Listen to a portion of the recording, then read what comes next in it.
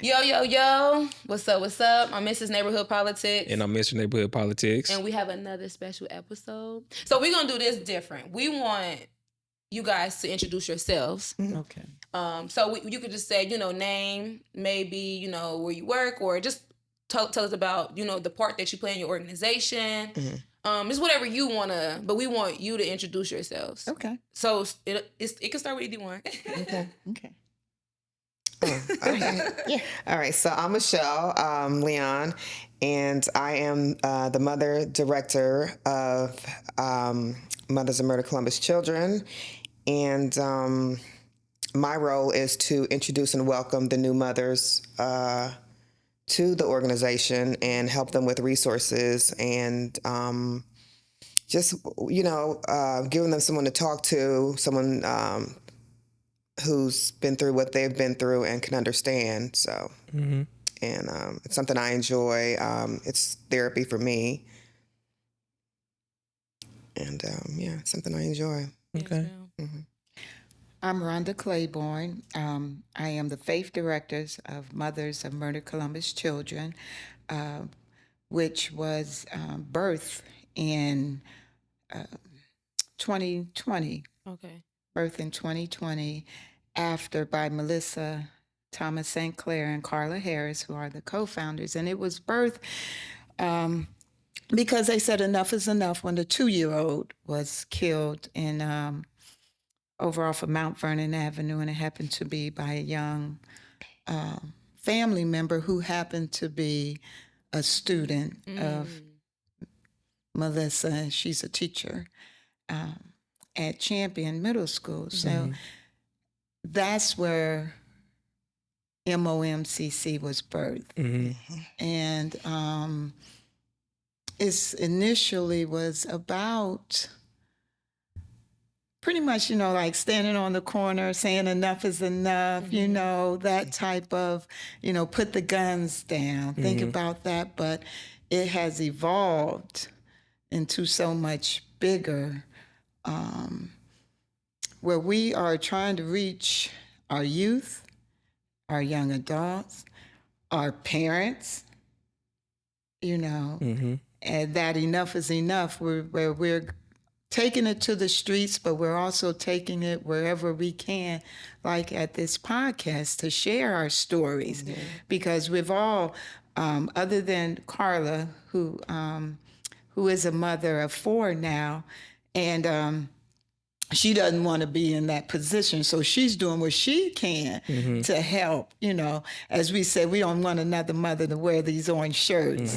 We don't want another mother, so we're out sharing our stories wherever they will have us, wherever we can go into the community. We're faith-based an organization, faith-based organization, and we believe in the power. Yes. And we believe in prayer. Yes. And we believe it can change things. Yes, ma'am. So wherever we go, we're going to tell that story. For sure. And trust and believe. And we are working on collaborative, and we work with all organizations. Yes. We want to collaborate because it's one can't do it. Yeah. And you can reach more people that way. We work with DYS, several of the prison systems, city council, the mayor, the police, Okay. other local community organizations, because it definitely takes everyone, because, one organization, we can't do it by ourselves, so we have to. and we partner don't with want to everybody. do it by ourselves because it's a community. This is community based. Yeah. You know what I mean? We live here. Yeah. We live here. So it's all community based. We want to work together. We want our kids back in the neighborhood, Yeah. back at the playground, Yeah, playing. back in their yards playing. Absolutely. That is Grandmas and grandpas back on the porch, feeling comfortable. sitting safely. Yeah. You don't really see that anymore. don't. I saw somebody say that in the post, and I was like, that is so true. You don't see people just comfortably sitting on the porch because, you're not feeling safe. Yeah. It's not safe anymore. You know. I at Easter time, I looked out my backyard and I saw kids having an Easter egg hunt in their yard, and I went, "That's what it's about. Yeah. That's what it's about. The small things. The small things. They should be able To do an Easter egg hunt. to do an Easter egg hunt in their yard and as a community, you know, in their neighborhood, you know, bringing back that into our, and that's what we want. That's what we're trying to work with everyone. And I really commend you all. It's amazing to really see.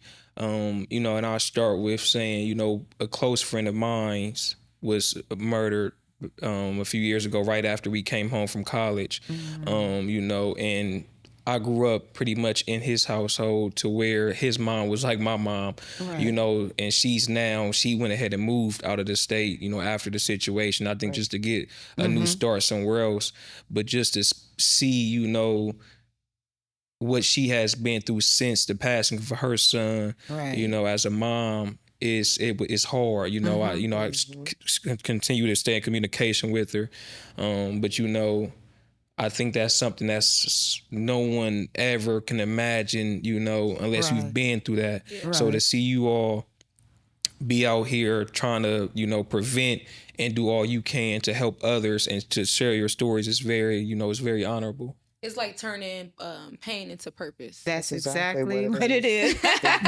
We're turning our pain into purpose, and we say keeping our angels' legacy alive. Yes. Absolutely. You know, keeping their name alive, and it's crazy because I always say nobody asked to be a member. Right. You know, nobody says sign me up Right. to be a member of MOMCC. You know, where do I sign my name? You know, nobody has said that. But because God has placed us together in this strong sisterhood, our voices, you know, are not only to keep our kids' name alive, you know, and their legacy, but to also prevent. Yeah. We not only talk to the youth, but we have been in places where we have talked to potential gang members.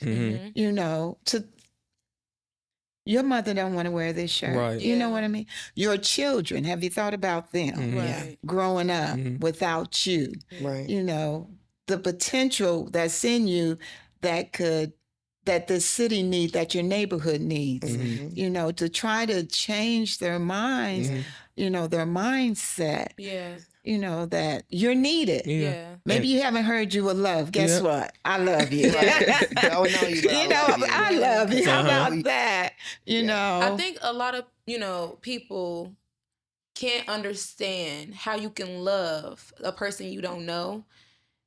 But I think as you build your relationship with the Lord, yes. and you have a relationship with the Lord, That's it's like an that automatic. agape love. It's a godly love. So Yes. people are like, how you don't know? Because you know it's hard for kids to even believe. If I met you and I'm having a conversation with you and I say I love you, they You're like right. you don't even know me. It's You like, don't mind. Right. God though, you Yeah, know, God, like that's how I'm exactly. able to explain that I love you without even knowing you. Without even But knowing I you. think a lot of the kids that we talk to, I think they feel us. Yeah. You know, they know that we've lost our child.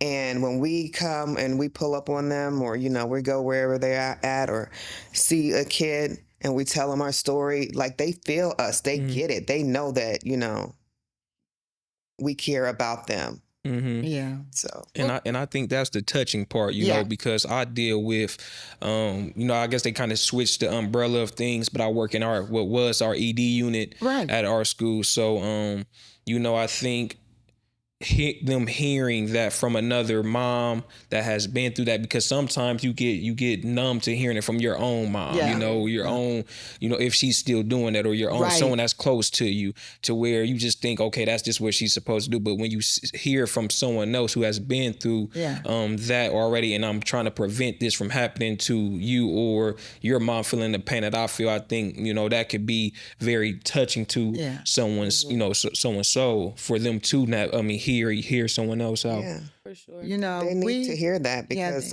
you know, some of them may not get it from Right. at home. Absolutely. At all. You know, absolutely. and I think a lot of them just really need to know that there is somebody, you know, that care about you, even if you're not getting it from home. You know, sometimes people, when you go to school, you know, you go to school and you're getting away from whatever's going on at home.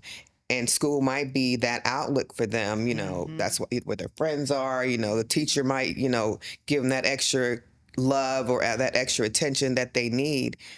And it's just like, it's something that we have to do to these kids, especially nowadays, is show them that, you know, we care about them. Right. We don't have to know you. You don't have to be ours, Yeah. you know. You matter. I You have a matter. great passion for kids. You that matter. is, you know, it's crazy. I just feel like, you know, they need that attention. Yeah, right. Mm-hmm. So I know you all spoke briefly on, you know, you all's children's legacy. Are y'all able to share some of those stories or share with, because you have these pictures, a portrait canvas, and that look like a portrait right there. Right. Are you able to maybe share, you know, the man that's on your canvas and the picture that you're holding as well? Certainly. Sure, absolutely. Certainly. My angel, Andre Deshaun Claiborne, forever 38. My firstborn was killed October 2nd, 2020, on Parsons Avenue.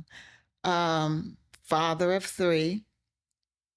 Of course, in your mother's eyes, you're a great man, you know. And I always say, was he an age? You know what? No. But that's okay. You know what I'm saying? That is okay because he was a child of God. Yeah. And raised in church, so he knew the power of prayer.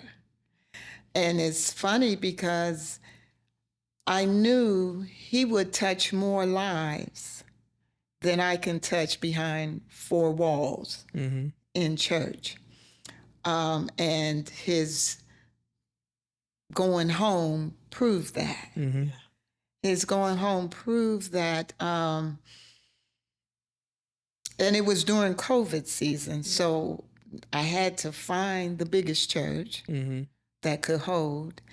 And when I opened the doors coming out, the streets were filled of his family and friends. And that told me the stories that I kept hearing of what he did, they're like, we're going to help you because of what he did for my family, what he did for my kid, what he did behind, how he prayed for this, how he did this for the. But that's because he was raised like that. This one right here, you can be sitting in the bar and you say something going on. I got you. Mom, they need prayer. Let's pray for them. Mom, wait a minute, hold on, Mom. They didn't hear. I got 2 more guys that need prayer. And we in the bar. He in the bar. He did not care. He believed in the power of prayer. Yeah. He knew that prayer changes things.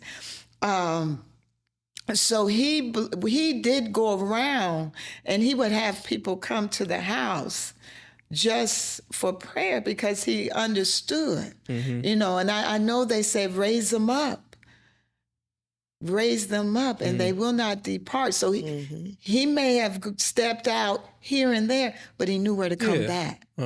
He knew where his power source was. He knew his church home. He knew his, before he was killed, him and his brother were talking about his brother, my other son, Andrew, is a speaker, and they were talking about getting together, you know, he's like, it's time, you know, and I'm ready, you know. And so they were talking about getting together and to building up and going out and speaking to the youth and the people that he knew. Of course, his life was cut short, but I also know that he had an impact on so many more people that I would never have met. And I say that's God. Yeah, absolutely. God Absolutely. put him in people's lives that he was able to change and that could talk to. And people don't know that when they take someone, that is just not taking a life. Yeah. It's taking a family. It's destroying a community.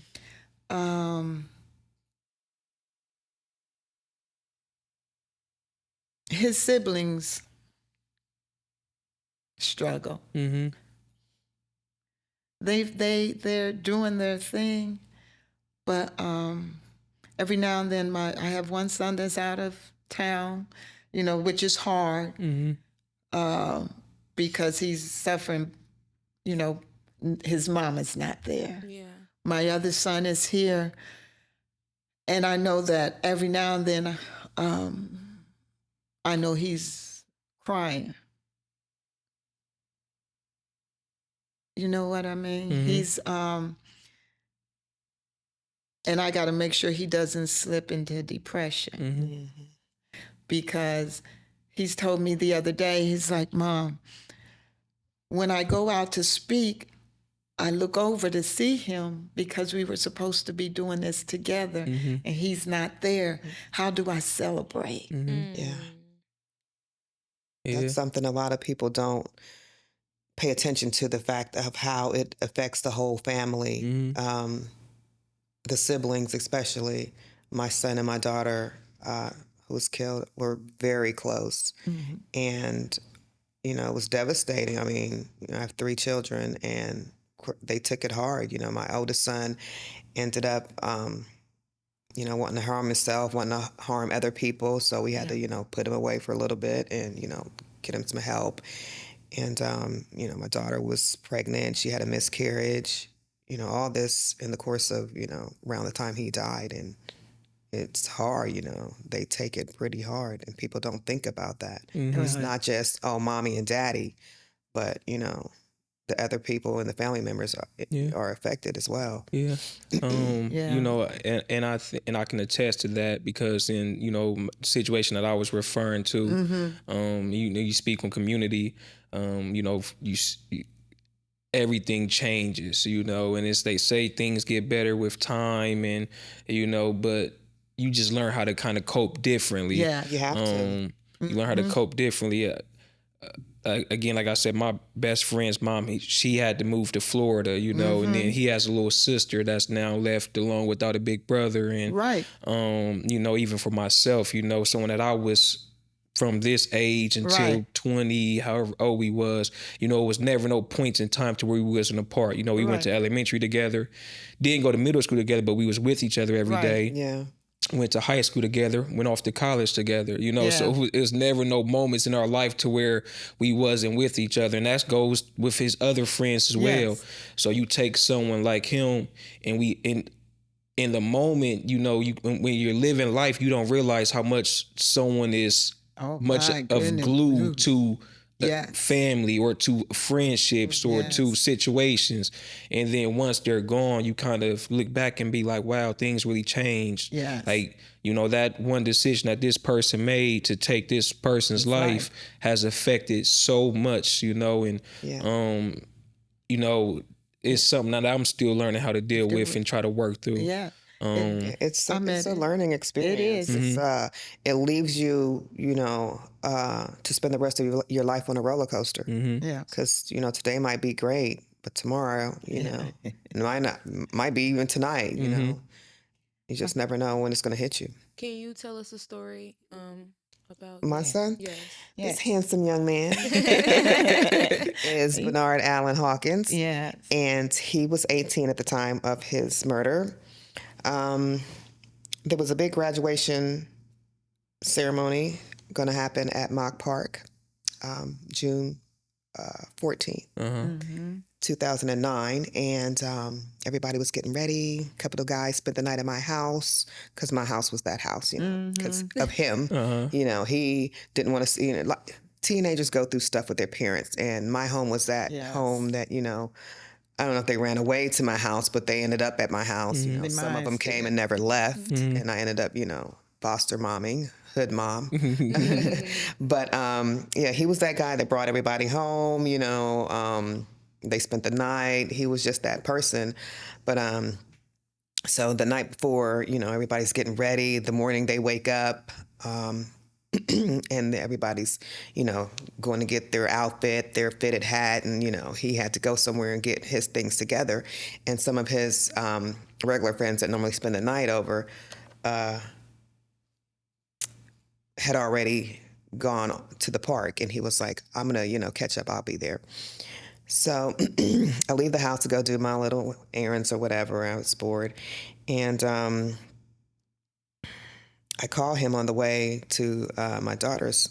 She was out east, and I'm like, you know, if you need a ride home or whatever, call me. I'll come and pick y'all up or whatever. And he's like, okay, Mom, you know, I'm on my way. And you know, he's like, I love you. I was like, I love you too. Last spoken words. And so glad. And by the time I got to my daughter's location, was outside the house talking to her for a minute. We get a phone call, and they were like, your son has been shot. And I was like, immediately knew it was him because I had left my other son at home. So kind of lost it. You know, my daughter's boyfriend drove us to the park, but the paramedics had already taken him. But what happened was he rode to the park with one of his other friends, and he had beef with someone, and so it was one of those on-site things. And yeah, once they got to the park and the guy saw them, he immediately started shooting. And there was over 200-something people at the park. It's Mark Park, you know. My son gets shot in the head, and the person who the bullet was intended for got shot in the leg. They take off, they leave my son at the park. The offender, you know, takes off, of course. And yeah, I get to the park. They're like, he's already gone. I ended up at OSU East, and I'm thinking they wouldn't bring him here because it's not a trauma hospital. I'm in the medical field.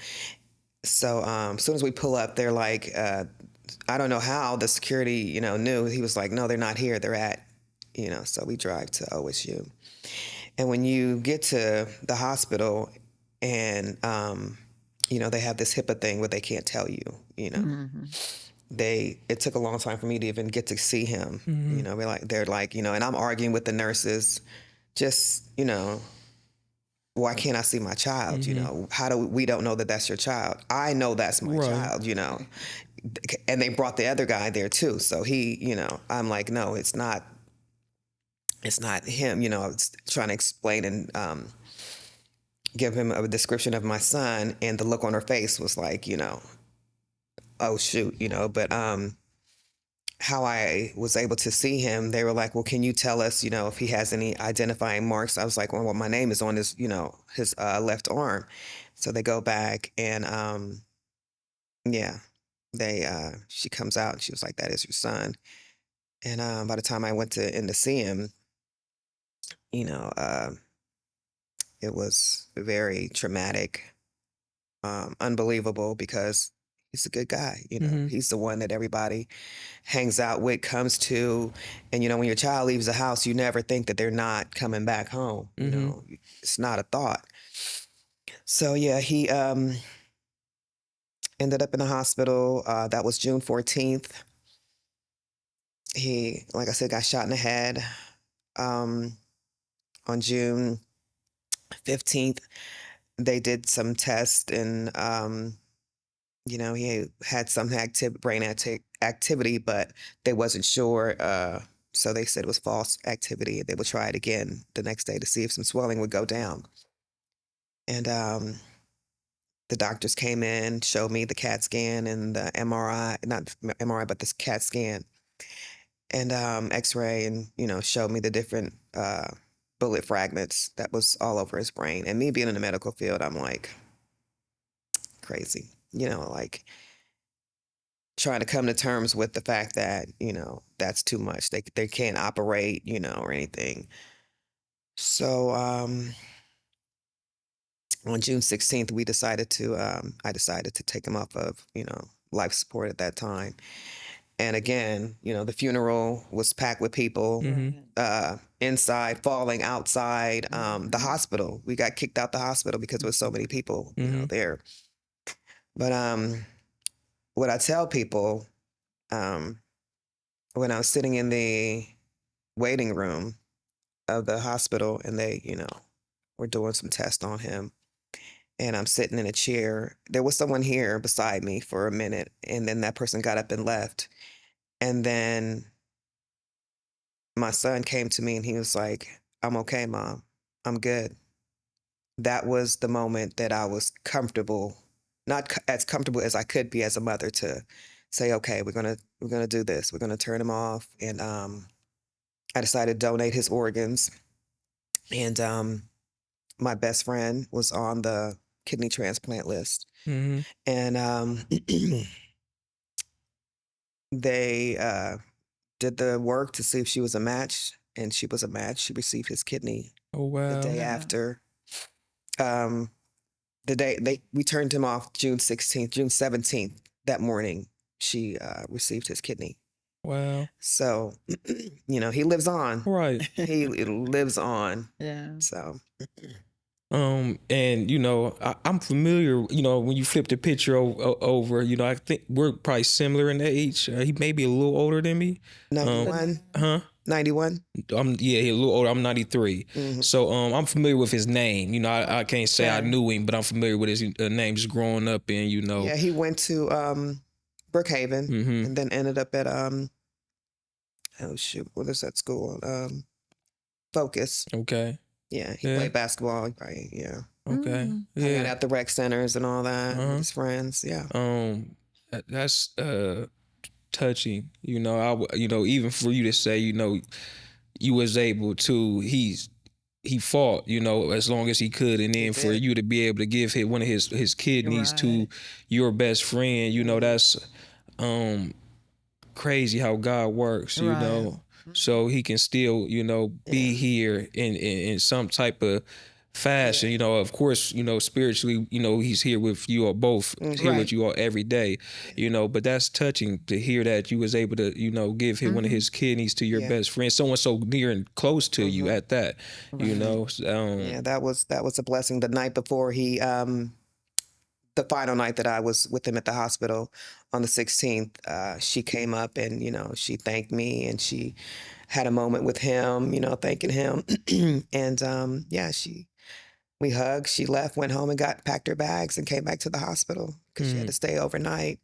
And he also had a child. He died in June 16th. His child was born February of the following year.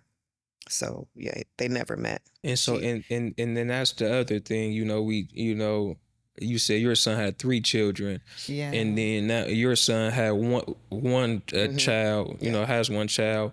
Again, we speak on how you affect someone, and the things that now these children have to grow up with without fathers, in a cycle to where, and now in the world that we're living in, a vicious world to where, you don't know how their children may, how it may affect them, or how it may affect them, or in the result of the trauma that they may go through from losing their fathers. My son had 3, as I stated, 2 biological, and the oldest I call my grandson, his stepson, but he raised him since he was 2. So he's all he knew was him, was my son. And when he was killed, it sent him in another space. He was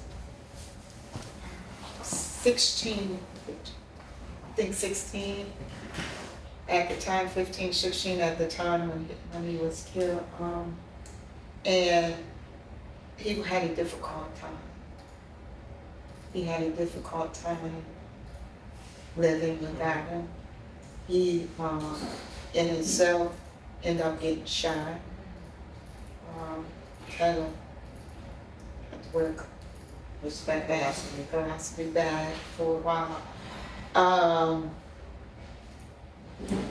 And you always say, I just should be with my dad. Mm-hmm. I just want to be with my dad. And unfortunately, at the age of 18, I lost him. Wow, sorry to hear that. And yeah, so that's how people don't understand how it affects. Mm-hmm. You know, it affects the siblings.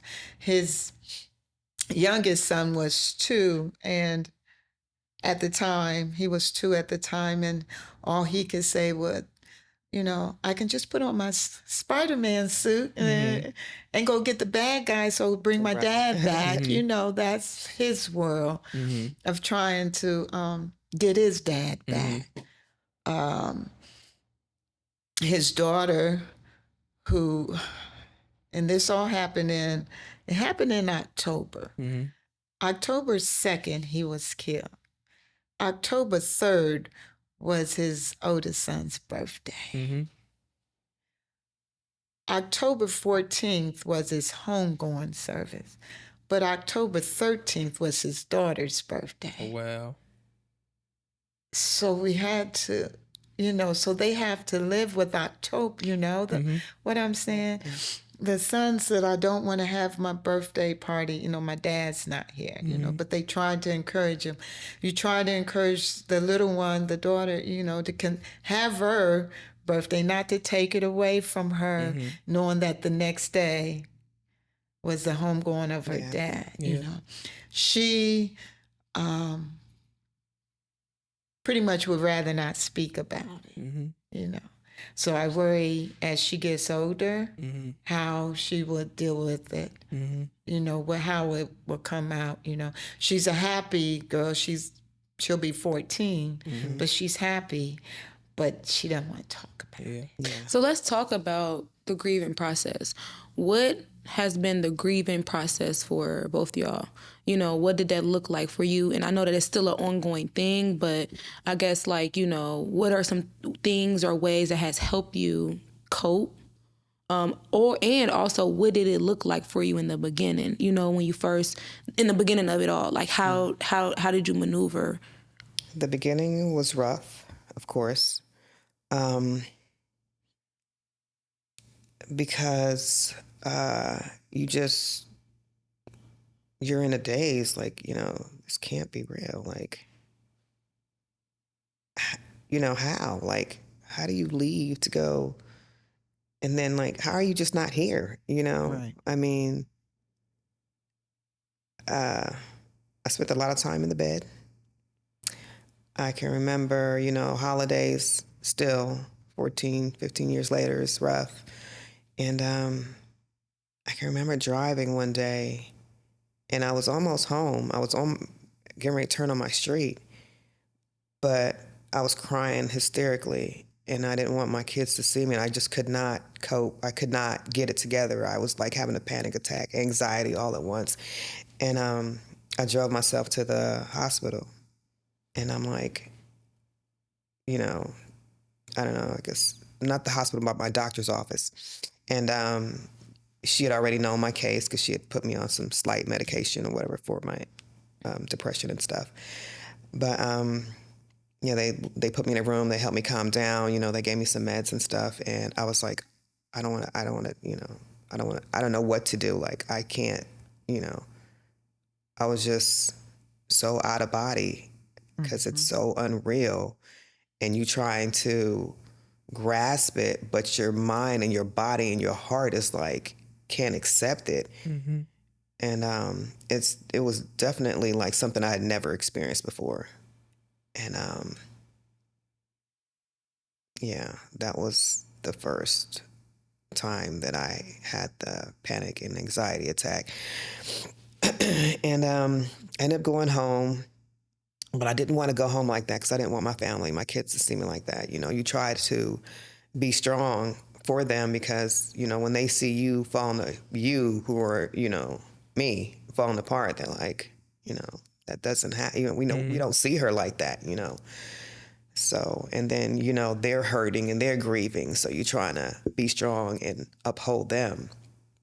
But it's like I said, you don't know what to expect. You don't know what you're going to feel like when you wake up. Sometimes, you know, you want to stay home and not be around anyone or not talk to anyone, not be seen. But, you know, eventually I came to the realization that can't be my life, you know. And I know one thing I push with the new mothers especially is that, you know, Nardi wouldn't want to see me like that, you know, not every day, not all the time.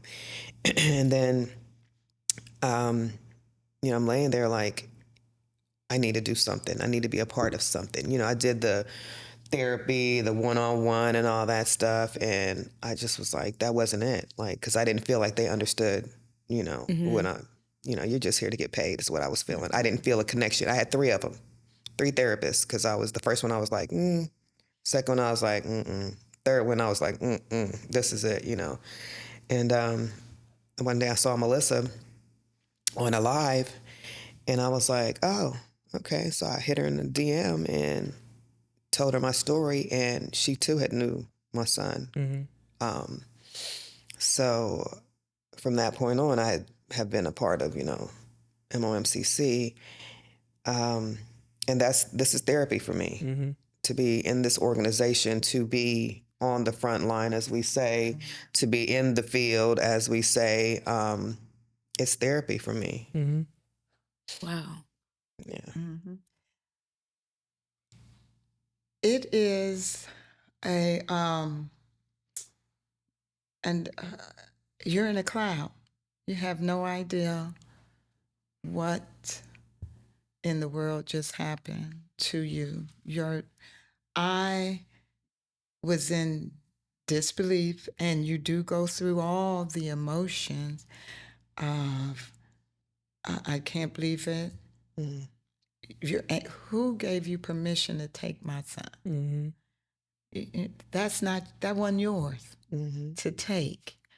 You know, you go through, I went through all the emotions, the thoughts, everything. And I was in a daze, but I knew who God was. And I had to rely on my faith. I had to rely, because I knew that's all that was going to get me through. And that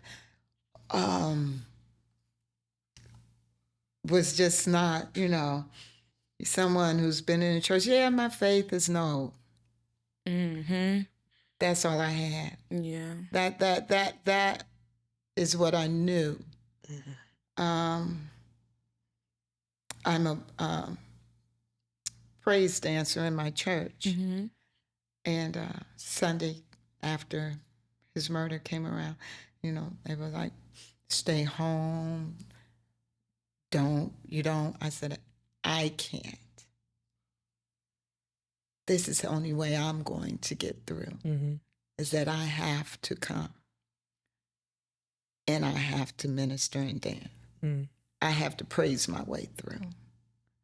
And that's the only way that I'm going to make it through this walk, new normal, new life without my son. I got a phone call or email or text from a friend about the mothers group, and that she was just saying, this is just something that maybe you might want to, you know, come out. And they were having one of those coverings on the streets at the corner of Livingston and Court. I was like, well, that's right up the street, you know, get out the house. Still in a fog, because I'm going to wake up from this dream. I'm going to wake up from this dream that I'm in. And I go there, and at that time we had tents up, and they had all the pictures, that they had taken off of Facebook, loved ones from all around. And I'm looking at pictures, and I'm like, what's he doing up there? In my head, what is he doing up there? I'm in this fog, and it as time goes on, I would have moments of, why is my son's face on the obituary? That shouldn't be. That should not be. That should not be.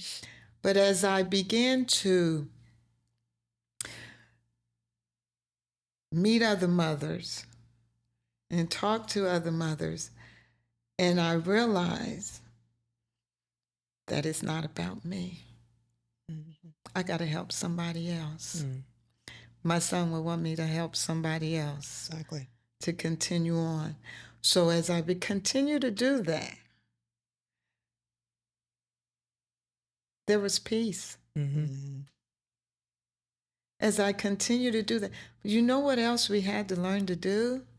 We had to learn that it was okay to smile. Yeah. Do you know I would catch myself and like you're not supposed to be happy. I'm not supposed to smile. He's not here. I can't smile. You don't have the right to laugh. You don't have the right. And so we had, as a sisterhood and a mother, we had to learn that it's okay to live again. It's okay to live again.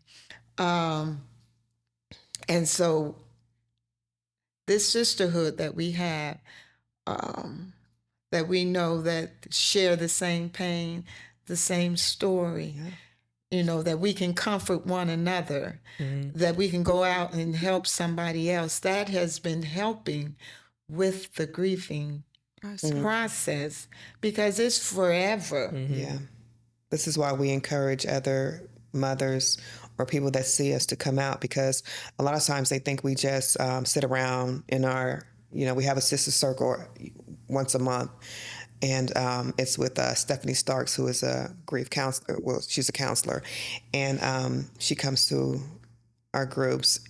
But we have several without her, And we just encourage people to come out. So, spend time with us and see that we don't just sit around and cry. We kick it. If it's somewhere we kick it, we have a good time. We dance, we go to different functionings.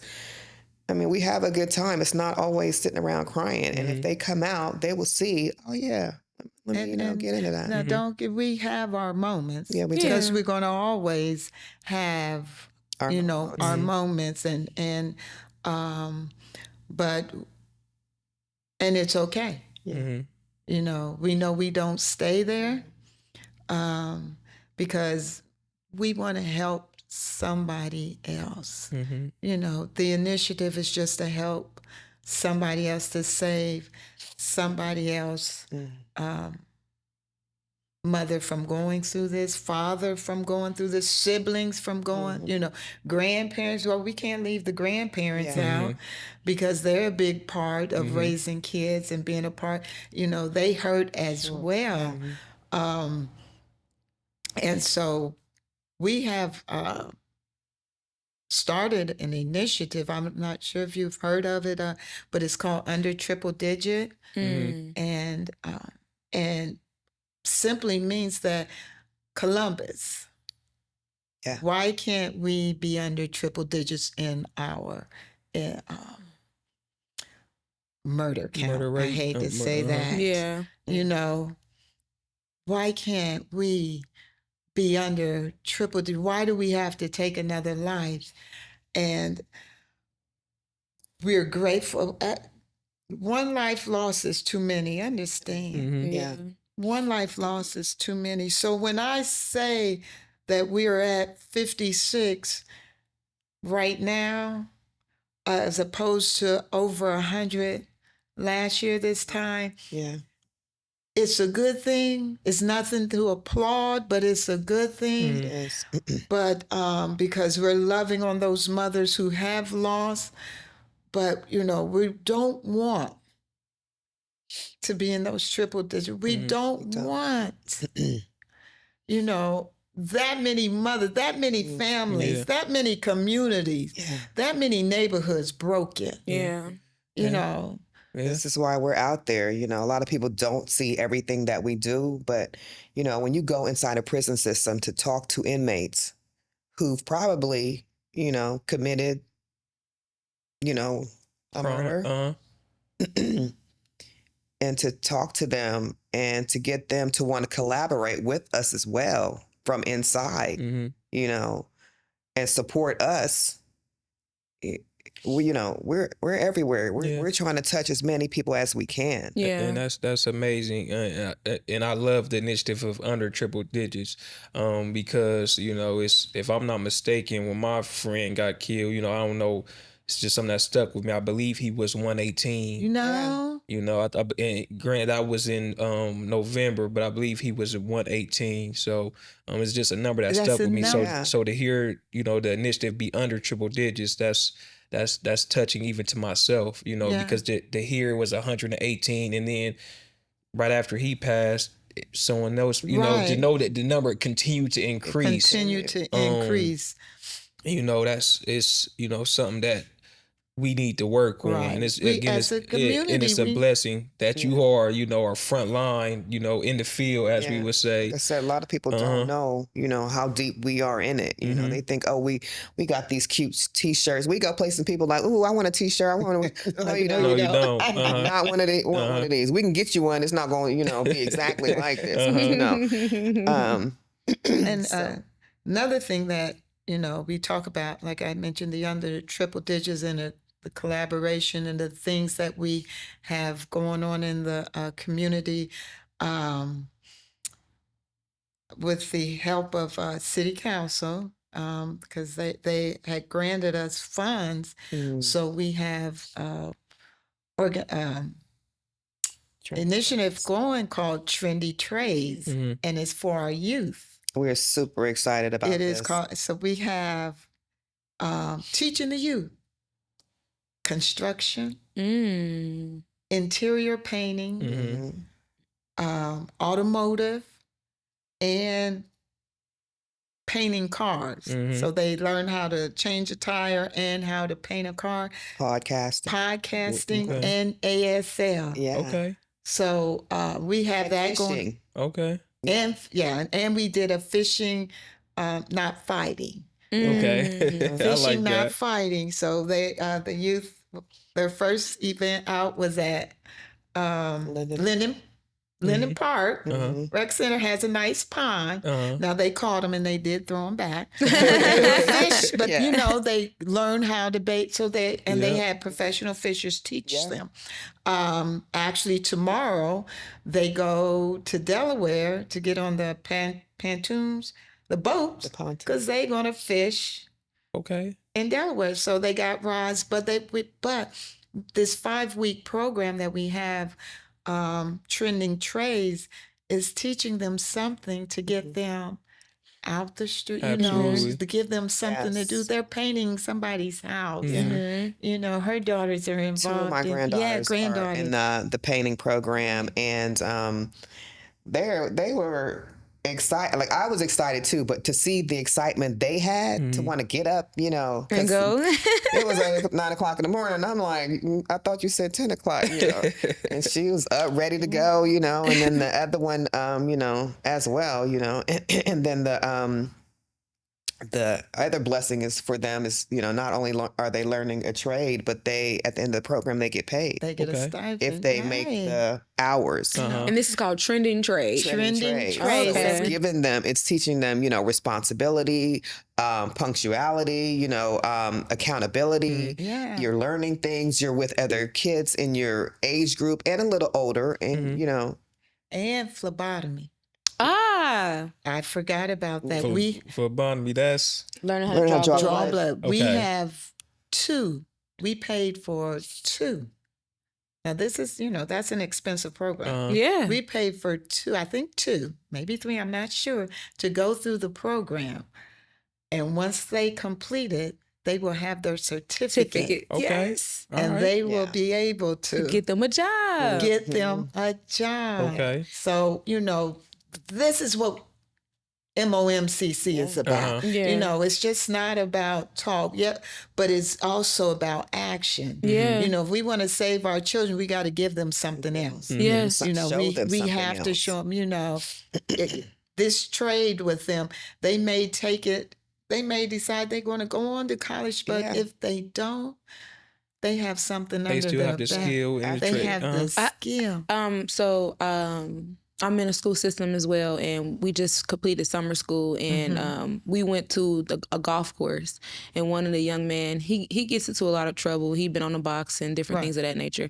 So I just like looked at him. I was like, what you think about working at a golf course? He was like, man, that's lame. I was like, well, maybe you could be a caddy. He's like, well, what's a caddy? And then I was like, well, you walk with them, you do that. And he looked at me, he's like, I was like, it's not a flunky. He said, you was reading my mind. It sounds like a flunky. I said, well, what do you want to do? He said, I want to take up a trade. He said, I want to do plumbing. I want to do, you know? Yeah. And I said, you shut me up. There you go. You got it. You know, a trade would be perfect. He said either in plumbing or welding. And that blessed my spirit because he's in 8th grade. Yeah, and one of the things that we all agreed upon is that, which Melissa says all the time, college is not for everyone. At all. At all. You know? In this day and age, it's So not. if you could learn something and not really have to go sit in the Yeah. Which is good to know because I mean we had somebody reach out. It's like, I've seen you on the news. I've seen you. You know, I saw you on Facebook, and he's like, I'm a carpenter. Can you use me? You know, I want to be you. I want to help. Yeah. So you know, to be able to get someone, and you know, a plumber,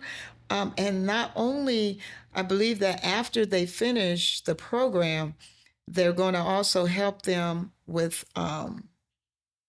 their finances as far as banking and how to, you know, open up account and, you know, to put your bank so you can.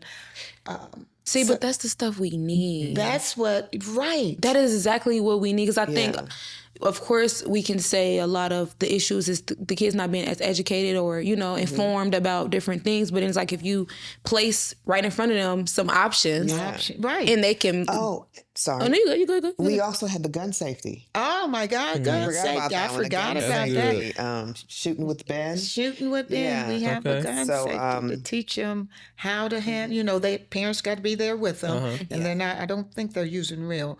But their parents got to be there with them. But it's just the safety of handling, you know, because we find out, you know, all the kids that get their hands on guns don't know how to even blow their whole arm out. You know, about we also have that initiative just to and I think they had to be older. A certain age to be involved in that. I like that one. My close friend of mine, we was actually just speaking about that. He said he was in the neighborhood around, you know, up north somewhere, you know, just chilling with, you know, another one of our friends, and it's some kids. They have these jail blaster guns that they're playing around with nowadays. And he was saying that, you know, you could just tell already at that age that, you know, they know about guns, pretty much, in which we agree it's unfortunate. Right. But what he said that caught my attention was he was like, man, we're not going to really be able to stop them from, you know, having an infatuation with guns. But if we could teach them the safety. And that was the first time I ever heard that. Because initially, but if he wouldn't have said that, I would have been like anti even against teaching them that way. But I'm like, you know what?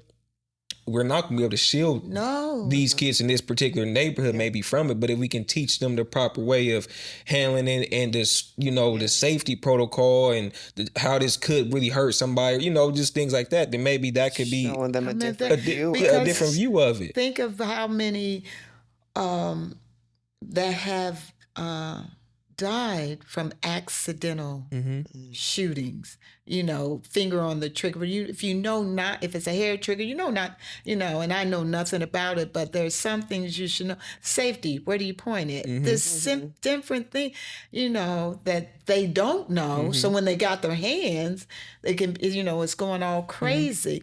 But if you just get some safety tips, you know, under their belts. You know. But I think that's, like you said, is a good thing. It's because you said, sometimes I think we try to shield Yeah, like you said, like we try to Yeah. no. No. But if we introduce, and not even like introduce, but you, like you said, educate, Yeah. they'll be aware, and then Yeah. that's better. So I think that's a better way of doing things rather Right. than no, don't do that, I don't go, 'cause you know. you're ready in a heartbeat. Yeah. I had reached out to a friend of mine and told him about the gun safety class he has to male teenagers. And he was like, oh, no, I'm not about to do that. And, I'm like, well, it's not, it's teaching them how to handle the gun so that they'll, have a better understanding. No, I don't think I want to do that. I don't think I want to put a gun in their hand. And I'm like, that's, that could be a different way to show them, they're infatuated with the guns. Put one in their hand and show them how to use it, take them to the gun range, Right. if they feel like, they want to experience shooting a gun instead of them taking it out on the street and, Accidentally. Yeah. No. So we definitely want to gift you with something. Nope. No, we're not done. We just want to gift you ladies with something. Oh. yeah. Oh my God, they're beautiful. They are. Thank you. Sorry, flower armor ain't wrap that out. Look. Look at those. Thank Those you. are beautiful. Thank you. Yes, we just wanted to gift you. She said, I know. No, we're not done. I didn't want We to- just we wanted didn't to. talk. We just wanted to give you guys your flowers for everything that you're doing. Thank you. Who you are, advocating and informing kids on just gun violence and being willing to tell your stories, being strong. Like I know sitting here and expressing yourself and saying how you felt and all the emotions, it's hard. It's not easy.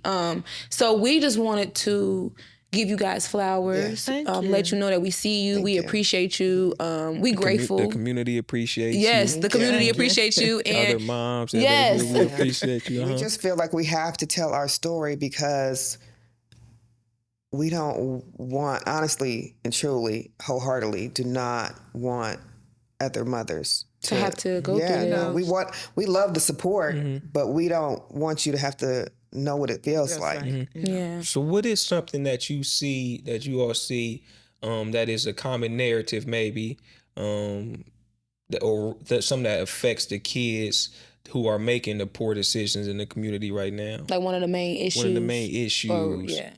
Oh, wow. From working in the school system as well and being around, youth, I know a lot, and I don't want to say, and it's not necessarily because everybody like to put everything on a single family home. Yeah. Everything is not a single family Home situation. situation, because children make their own decisions. Yeah. They can choose whether you have, mama, daddy, grandparent, everybody raising. They still have a choice to make. But sometimes they're left alone because they got to work 2 and 3 jobs to make ends meet. So a lot of times kids are left alone to raise themselves, to look out for themselves. And that leaves the door open, for finding things to do. A lot of times that kids are left with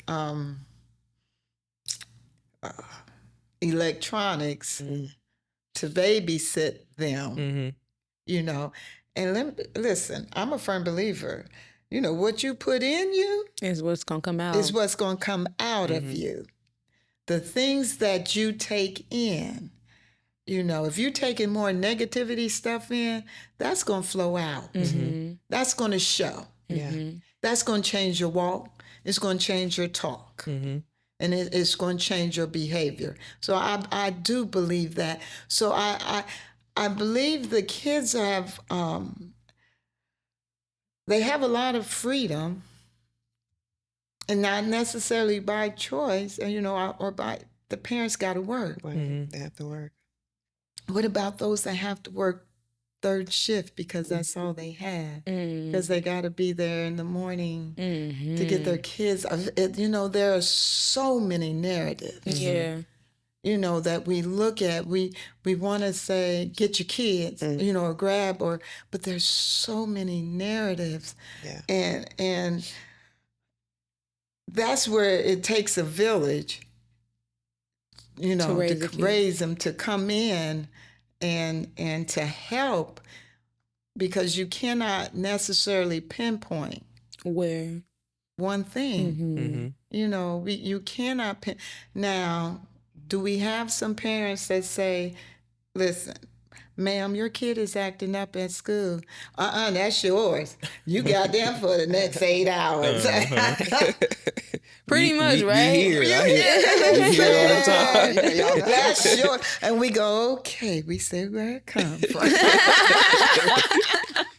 We got you. We got to do. But it's, But we encourage, though, the parents to take accountability. Yeah. And we get that it's not easy. Yeah. And we get that, you're clueless. Because when my oldest son was growing up, he decided he wanted to be in the streets. And I'm like, right. Okay, well, I got other kids at home I need to protect. So I did take him downtown for press unruly charges on him. And I believe I don't know if that's still a thing now, but, we encourage them to, get in touch with us. Right. And we will, see how we can help the family, a mentor. Yeah. I have a child that I mentor. And just try to see where we can help the family, because you can't, that's what we're here for. You don't have to do it alone. Yeah. And a lot of people, don't be in denial, or don't be like, oh, no, my son wouldn't do that, or my son didn't do that. Right. Your kids. Yeah. Your kids. So we're going to love them regardless, but we want to show them the right way. To know that you don't have to be that kid. You don't have to, and I'll also tell the kids, like, watch the company you keep. Right. Because if my son wasn't with who he was with that day, that might not have been his day. Right. I don't. And it is true. I don't feel like that would have been his moment. But and that is true. Who knows? It is so many. I mean, there are. We have the rec centers. We have the libraries. The Boys and Girls Clubs. The Boys and Girls, but. And it takes all of that and those in there, but that's not the parent. To raise them. Yeah. That's not the library shouldn't be raising your kid. Yeah. You know what I'm saying? Yes, they should be going there for what the library has to offer. But not from 9 to 5. Yeah, because I know a lot of my young ladies didn't went to the library and got into fights. Right. And they hang out at the library. Yeah, hanging out at the library and stuff. So you are totally correct. Some parents, like even with summer school, a lot of, it was pretty much daycare, watching the kids while you at work, and some of the kids didn't even have to go to summer school, just had to, That's right. Do y'all find, or is there any particular areas at this moment in Columbus to where, crime rate, are y'all aware of that? Would y'all know that where crime rate is a little higher than which area? Yeah, we call them zones. Zones. Yeah, we call them zones. I should have looked at it. I think it's 5. I know. Zone 5 will be Trevitt, Mount Vernon. Is that exactly Zone 5? Zone 5 and 6. South Side has had a spike. South Side. And I got to look at that and I know that it's had a spike in that area, and that's a pretty big area, but you have the Linden, the West Side, and right, Linden has not been so bad as the South Side right now.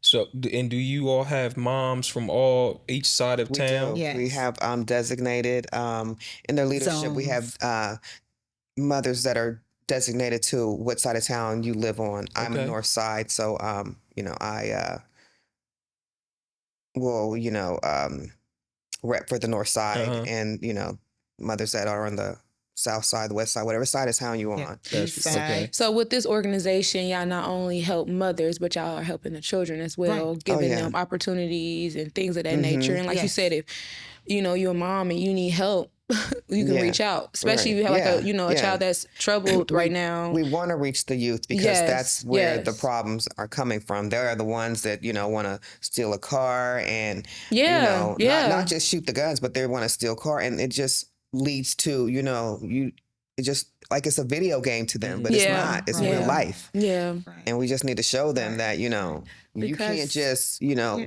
shoot a gun and oops, I didn't mean to do that. Mhm. Yeah. That oops is going to cost you, Yeah. Yeah, for sure. Yeah. you know, And one we're way or another. also,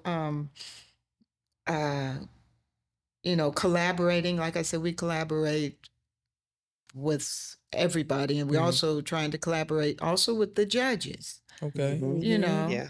as well, because, you know, the community says police isn't doing their job. Police, you're not doing your job. Police gets them and take them, hmm and the next day they're out, Mm-hmm. you know, because of the law The law. that is in place, Mm-hmm. you know, there. So now, you know, that you got to change and work with that. There's, you know, and so they're thinking a slap on the wrist, I'm out again. That's going to keep them Yeah. In a repetitive Yeah. cycle. in a repetitive cycle yeah. because they know and They they know that. laugh. Take They me know. down. I'll Yeah. be out because Um, the system says I can't stay, you yeah, know. I've had some, you know, some boys. I would just say students, you know, Yeah. in particular at my school. But like I said, I've in the unit that I work for, Right. you know, they'll tell you straight up, like I'll be out within 30 minutes. They'll take me down, and you know, and so I've asked them many times, like, what is a deterrent for you? Like, what do you think of prior to making a decision to what will maybe make you not do whatever it is that you're Right. possibly about to do, and they really don't have many It's nothing that they think of to where it's like, okay, I'm going to end up having to sit in juvenile for a year. They don't think, you know, because they've seen enough to where they know, okay, or their friends have told them that, okay, well, yeah, you steal this car, you won't, Yeah. you know, you won't. That's all they gonna do. And Yeah. then, you know, the house arrest is the new, Right. you And know. they cut those off. Yeah. But they don't understand that. And I guess, you know, how everyone would think, you know, it's not going to happen to me. Mm-hmm. So seeing someone from stealing a car getting killed in an accident, you know, they don't think that's going to happen, you know, to them. But, you know, and they're not thinking, you know, what is their home life that you don't think enough of your mother, Yeah. you know, Yeah. of what that would put them through, or their family or their siblings. It's just a game. Yeah. You know what I mean? It's just a game to them. But that game can lead to other things. Right. Because I, you know, recently recall a young man videotaping himself still in a car and being chased by the police a couple years ago. Well, that has led to murder now. Mm. You know, a couple years ago, it was the thrill was still in the car chasing. And now you're in jail, you know, at the age of 18, 19 for murder. And that's kind of, you know, it's unfortunate, but that's kind of, you know, the norm of how you see things trinkle, you know, and I try to express that to, you know, my young boys often. Like, it starts off as just you doing this, and then slowly but surely, you know, it matriculates to more, you know, serious things, more serious things. And, you know, I would say, you know, even since I've started teaching, which hasn't been too, you know, I'm going on year 6. Right. You know, it's unfortunate that I can really reflect back and look back and say that, you know, it's one of mine is currently in prison for murder, you know, And that or not in hurts. prison, he's in jail.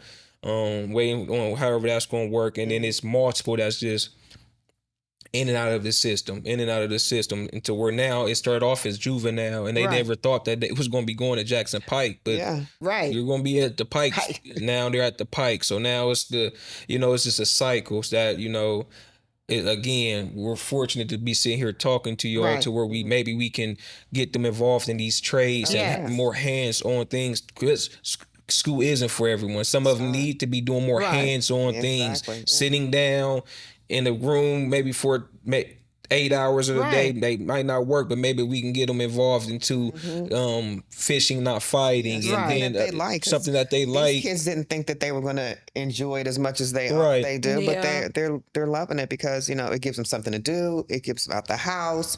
And at the end, we're going to have a nice little, ceremony, celebration for them. They'll get their certificates and they'll get paid. And they get paid. And I think, and also too, it sparks that belief in yourself that you're capable that you can do something. You don't think something you can. To make you proud. Yes. For yourself. And you see that, okay, I'm doing this program, but at the end of it, I'm getting something out of it. I'm getting a certificate. I can actually go, get a job with this, So I think that's important too, just sparking that belief in yourself that you can do something with yourself, And that's what they need. They need that encouragement. See? Just a little. And I, just to say, like I said, it was in the school system. I'm at Cos, and we don't have sports. Yeah.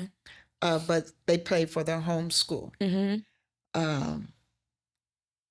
I'm a sports fanatic. 3 sons, every sport. So I support. And the look on my kids' face, and they're in high school, but the look on their face when they see me sitting in the stand watching them play basketball, when they see me at the football game, that matters. Know I'm here. That matters.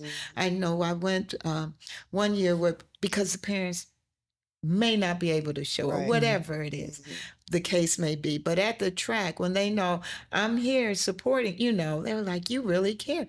I really care. To see that, to take, with them, that far, just to show, if you say, I love you, it's real. It's funny because we went to a young lady's birthday party yesterday, and on our way to this birthday party, which is, I guess someone that she would consider a mentee, she was saying this, she was surprised at how she didn't know her presence of just showing up mattered, because she was, saying something that she's need to work on to where, maybe 2 years ago, she may have got that invitation. Although, I love you, I might not still make it, you know? Right. But just the fact of now, we at the point to where she's like, no, I'm going to show up for you. And then to see her face, like, oh, that's, you really, came. Really, that's what that they meant said. something. Different. Because I think we underestimate, what showing up looks like and how impactful it will be. Because they'll remember that. Yeah, because I remember growing up, I played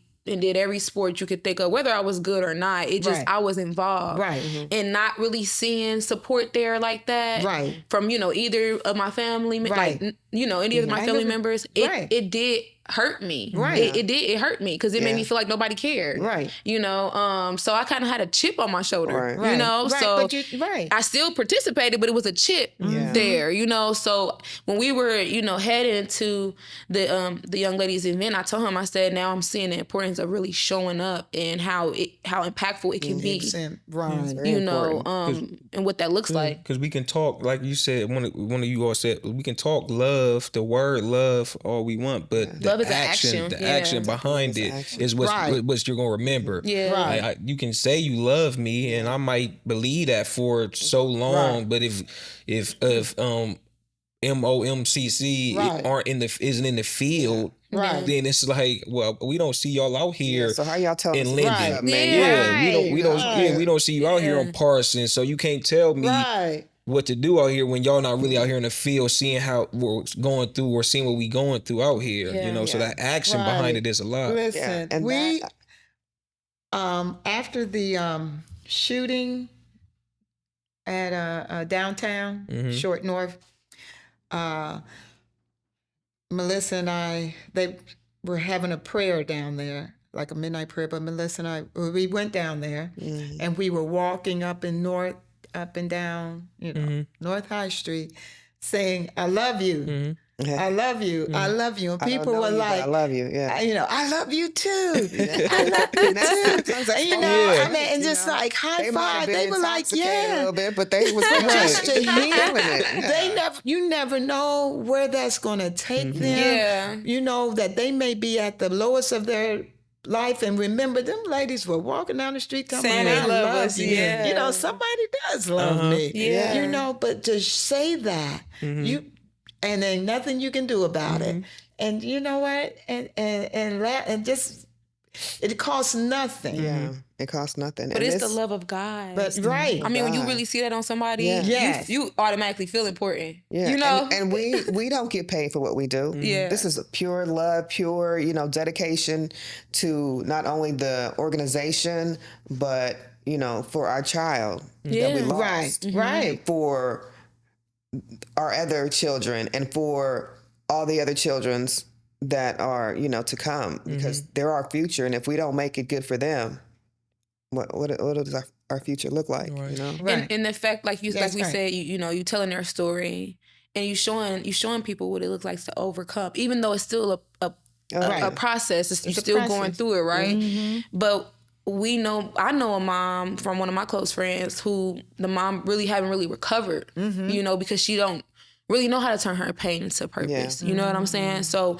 to see that you can do it, you're capable. I'm pretty sure for moms who are experiencing this serves as a motivation, as an encourager as well. Like, being in a group where this didn't only happen to me, this happened to other women around me. Exactly. And I can feed off of that, and that can help me, And to hear other stories as well, because I don't know how you say this, but it's like, somebody may have lost 2 kids. Someone may have lost 3. Several of We have them. a few mothers. Yeah, that see, have lost and that's, it's like, wow. I'm hurting off my one. Right. You dealing with 2. 2. Exactly.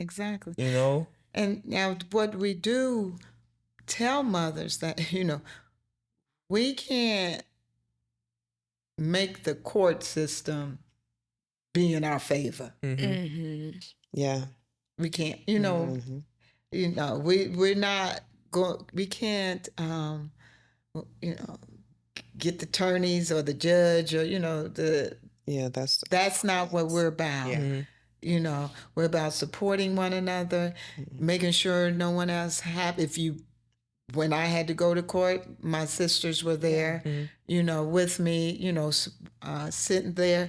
So we support one another, whatever the outcome is.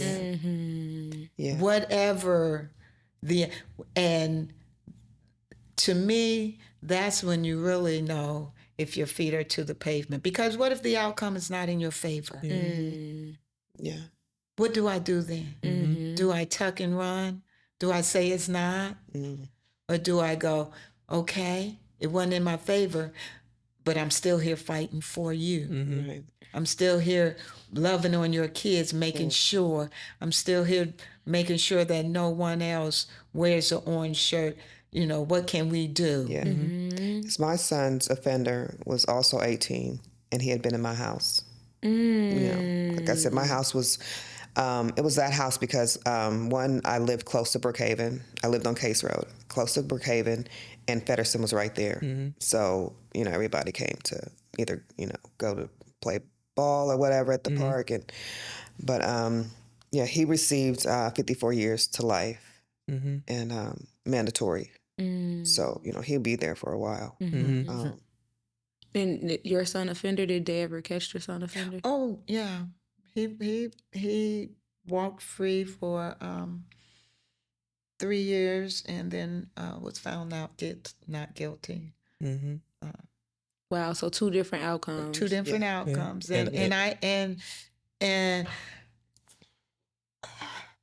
I had to, my son and I, we had to make a decision of what, the outcome was the outcome.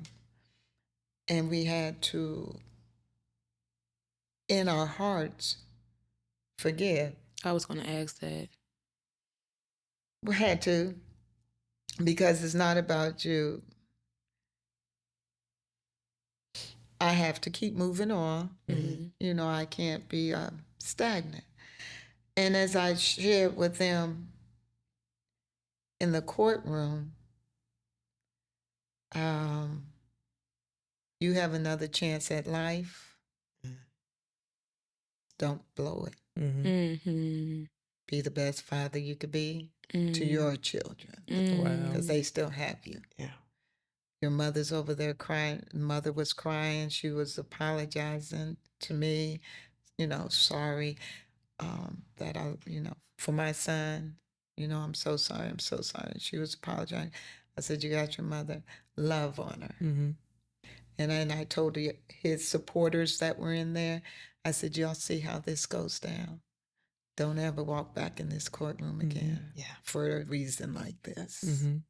That only had to be God to like be able to forgive the way that you know. Because I want to touch on that because when my son had got killed, I grew up in church.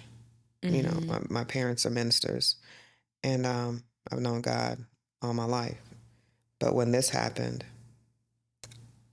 I was not too pleased. You know, I went that route of, you know, like, God, how could you do this to me? Why would you put me through this? You know, why would you take him like him? You know, why didn't the other guy, you know, just in total, like, you know, and then you go through the blame of, you know, what did I do? Who did I wrong that you would do this to me?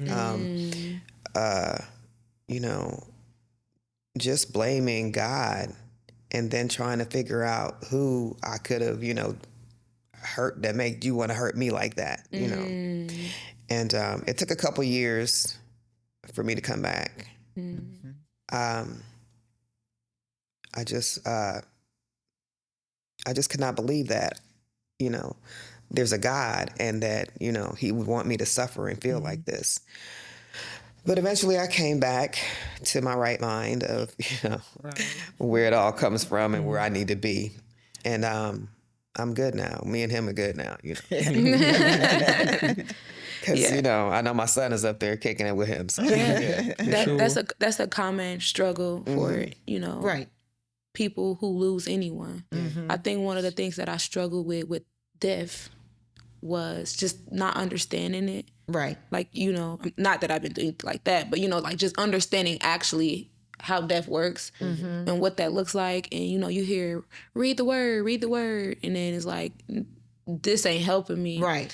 And it wasn't here until recently where one of my mentors broke down to me just, you know, all when it comes to death and what that looks like and all the things that I was scared of or, you know, one of the things being, am I gonna know him when I, you know? It's true. You know, because it makes you sad, you know? Right. And this kind of goes into, you know, just with your son. I'm like, am I gonna know him? Like, just feeling all the ways. And, you know, just by reading the Bible and reading the Word, I realized I am gonna know him. And that's another thing that we harp on. I know for me, I want to be as good of a person I can be so that I can be up there. You know, you know, I may not be perfect. But listen. But as long as I can make it up there, I'm good. You know? See, but that was one of my things too, because I'm like, I had all the questions, you know, and, you know, I've had family members pass, but, you know, no brothers or, you know, siblings or anything like that, you know, just family members. And that's always been something that ruffled my feathers. So I'm like, to my mentor, like, so what we gonna get judged on? You know, like, or we, you know, he said, you're not getting judged if you going to heaven or hell. You getting judged off their works, you know. And it's not like oh, you didn't do this or you did do this. It's it's like like he said, a parent with their kid. If your kid do something good, you want to reward them, right? And I was like, he's because we have a 6-month baby, so he was putting it in that terms. Right. It's like you want to reward them, right? I'm like, he said he just, you know, you can store up treasures for yourself in heaven. So that's what the judgment is about, you know. So it's like, once you accepted the Lord as your Christ and Savior, man, look, you're good, you know. But it's about just the way that you live in your life. Right. Yeah. So you know, what you it. guys are doing out the kindness of your heart, that's something that God is going to reward. Right. And that's storing you up some treasures in heaven. Yeah. So when you go there, you know, you're going to be rich, you know, rich in the spirit, you know. So that was things that I struggle with. So when I hear you guys talk about y'all faith and, you know, your relationship like with Christ, because I was going to ask that, you know, just was it a point that you guys were ever mad at God, you know? I'm not doing it for clout down here. I'm doing it for clout up there. Okay. You know what I'm saying? Yes. I was going to ask that because I think a lot of people are not real about that. No. You know, you can hear people say, pray. It's like, what do you do when you upset with him right now? Yeah, I was very angry. I was I hadn't been to church. Mm-hmm. I couldn't even tell you how long it had been that I had been to a church. Mm-hmm. And I was at a funeral, and my kid's cousin was a pastor. And I was telling her, you know, how I felt. Like, you know, I'm angry with God. And she was like, come see me. So I came and I started going to her church. And she was, you know, mentoring me, and she was reeling me back in slowly but surely. I was getting up, going to church.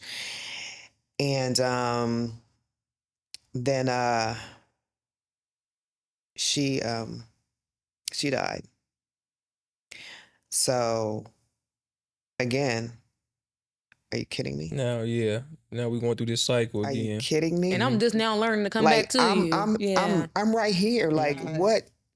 Like, why? I took her death so hard.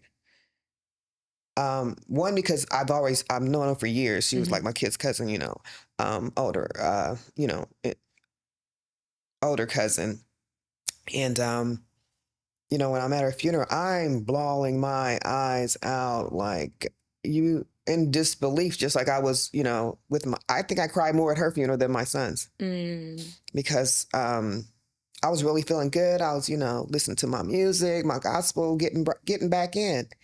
And then it happened again, that you took something from me that was bringing me to you. I was just lost. And again, I didn't go back to church for a long time. And then one day, I don't even know what day it was or what it was, but I'm like, I need strength. Like, I felt depleted. I felt weak. I was tired. And like I said, my parents are ministers, and I just knew I couldn't do it by myself. Yeah. So, you know, had to been him saying, come on back home, girl. Right. Yeah. So. And it's not hard to not be mad at God when a situation occurred. Because my brother went to jail for murder. And I'm from Cincinnati. And I was mad at God with that. Because I know that sounds crazy, but it was like how you said, the circle, he was institutionalized. He's in jail right now for murder, doing 25. And I know I was really mad at God because of our home situation. Like, none of our dads been in our life. Right. The mental illness that's surrounding the family. Right. That part, yeah. You know, all the things, it tore me up. And I was mad at God. Like, I don't understand this, because although my brother is a grown man, he has been so institutionalized and all these different things. I just feel like... I feel like he never had a fair shot at life. I never feel like he had a fair shot at life. Right. You know, it was like a drug deal going bad, and it was like a white man. So, you know, that for some people that's like, oh, that ain't our kind. But for me, it's like, no, there's blood on my brother's hands. And like you said, it didn't just affect their family, it affected us. Right. We haven't been the same since. So I was really questioning God. But that's when I grew in my relationship with him, because I had so many questions and so many things. But the whole point of me saying this was my lack of understanding of like what's from God and what's not from God. I felt like God was, you know, but I also understand that we are on this earth and we have an enemy, and he comes to kill, steal, and destroy. Yes, and you know, God has the final say so, and it's whether he allow it or he don't. But once I realized that it wasn't God that, you know, with my brother's situation, I was like, okay. And it opened the door for me to kind of want to get to know him deeper, because I was looking at him like, this don't even make sense. Our whole family, like, since growing up, we just be our wall's been against the back, our back's been in the walls the whole time. Right. And now he's in jail for this. He just got out of jail. And it was just like. But he had just been out for 3 months? Yeah, so he always been in trouble since we were growing up. That's why I say it's always been like he never enjoyed life, right? And then he did 6 years, his first bid. So he's like 18 to like 24, 26, I don't know, because he did 6 years. He got out for 3 months and then went back to jail for 8 months, then got out for 3 months, and then went back to jail for murder. Jesus. So I'm like, what? And this is my only big brother. Right.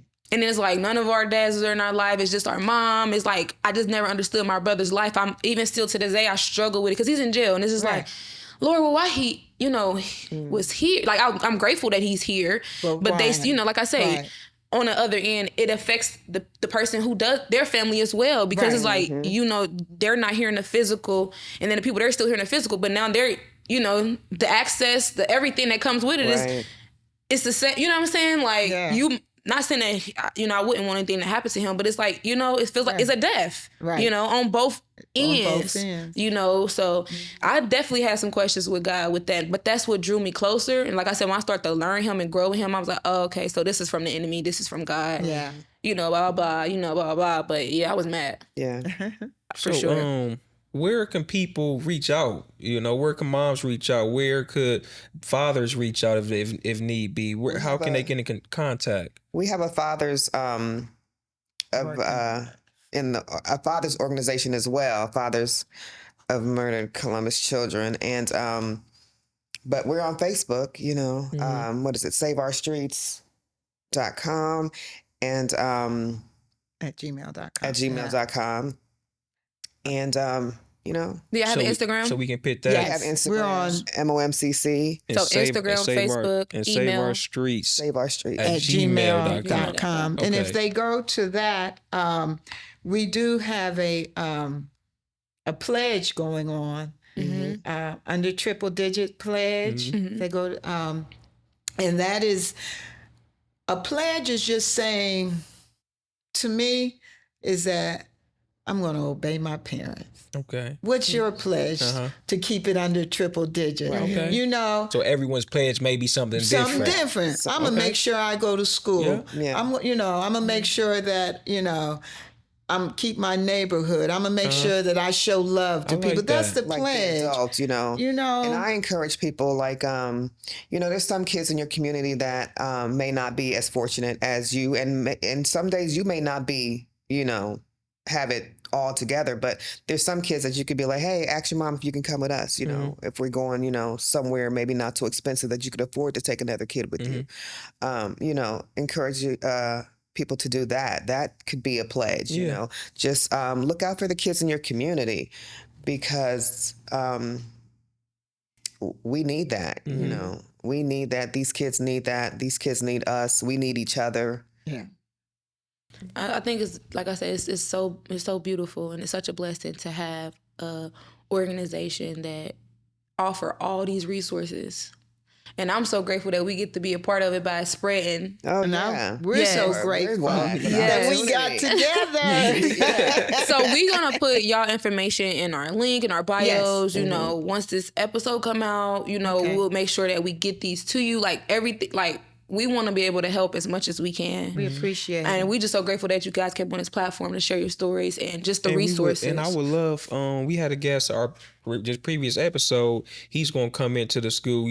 I would love, even if you all wouldn't mind coming into the school. We've done that as well. We've done that before. And talk to some of our students. I would love that. Yeah. I went to Beechcroft once, spoke to the youth there. My daughter went to Beechcroft. So, yeah. Mm-hmm. Okay. We're game wherever. Like I said, Melissa is a teacher at Champion, so when we get some opportunities, we'll be there. All right, that works then. That's good with me. Well, we got to wrap it up. So we want to say, make sure you guys like, comment, subscribe, and share. Yeah. We will drop their information in underneath in the link in the bio.